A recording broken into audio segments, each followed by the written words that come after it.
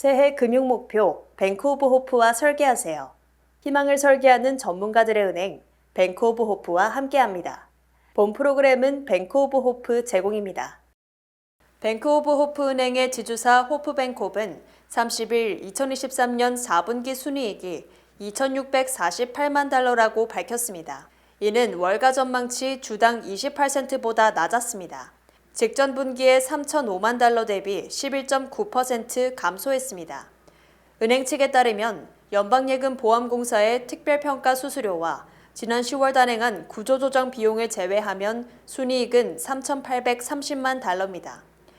FDIC는 지난해 금융 혼란을 진정시키기 위해 정부가 지출한 예금 보증 손실분을 충당하기 위해서 시중은행들의 특별 수수료를 부과했는데 이 비용이 4분기 실적에 반영되면서 순이익이 줄었다는 설명입니다. 연간 순이익은 1억 3,367만 달러로 전년에 2억 1,828만 달러에서 38.8% 감소했습니다. 은행의 자산 규모는 지난 3분기 200억 7,636만 달러에서 4.1% 줄어든 191억 3,152만 달러로 집계됐습니다. 이날 이사회는 주당 14센트의 현금 배당을 결정했습니다.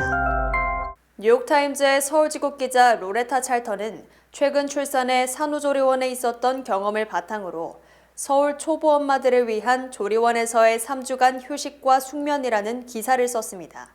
그녀는 한국 산후조리원은 최고의 산후 관리 서비스를 제공하는 곳이라고 소개하며 그곳은 하루 3번에 걸쳐 나오는 신선한 식사, 얼굴과 전신 마사지 서비스, 신생아 양육 수업, 정기적인 수유 등을 자세히 보도했습니다. 그러나 한국 산모 10명 중 8명은 출산 후 조리원에 가지만 드는 비용이 2주에 6,000달러 이상 든다며 이 지출은 한국에선 아이를 키우는 데 드는 전체 경비에서 아주 일부이기에 출산율이 적음을 이야기해준다고 설명했습니다.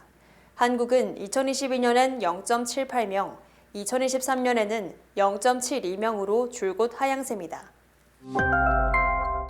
국제통화기금 IMF는 세계 경제전망 보고서에서 올해 세계 경제 성장률을 3.1%로 예상했습니다. 지난해 10월 발표한 올해 성장률 전망치 2.9%보다 0.2%포인트 오른 것입니다. 미국과 일부 신흥시장, 개발도상국에서 나타난 강한 경제 회복과 중국의 재정 지원을 이유로 들었습니다. 내년 세계 경제 성장률 전망은 지난 발표 때와 같은 3.2%를 유지했습니다.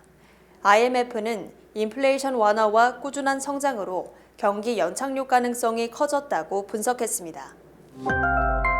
품질 부정 스캔들에도 토요타가 4년 연속 판매 세계 1위를 차지했습니다.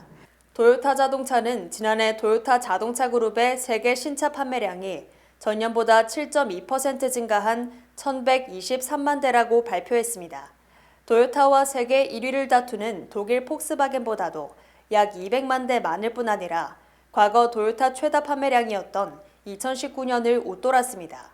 폭스바겐은 전년 대비 12% 증가한 924만 대를 판매해 2위에 이름을 올렸습니다. 하이브리드 차가 토요타 전체 판매량의 약 3분의 1을 차지했습니다. 북미와 유럽 지역에서의 꾸준한 수요가 판매량 증가에 기여했습니다. 다만 전기차 판매량은 전체의 1% 미만인 10만 4,018대를 기록했습니다. 물류업체 UPS가 관리직 직원을 중심으로 12,000명을 감원하겠다고 밝혔습니다. 이유는 매출 둔화와 순익 감소세입니다. 이날 실적 발표에 따르면 UPS의 지난해 4분기 매출은 전년 같은 기간보다 7.8% 줄었고 1주당 순이익도 급감했습니다. 코로나19 때만 해도 온라인 쇼핑이 급격히 늘면서 소포 배달이 늘어난 덕에 UPS의 실적은 좋았습니다. 하지만 최근 국내외 소포 물량 감소로 매출이 줄자 자구책이 절실해졌습니다. 또한 인공지능으로 인해 이전만큼의 직원 규모가 필요하지 않은 점도 한 가지 이유입니다. 현재 일하고 있는 직원은 전 세계에서 약 49만 5천 명에 달하고 대부분의 직원은 미국에서 일하고 있습니다.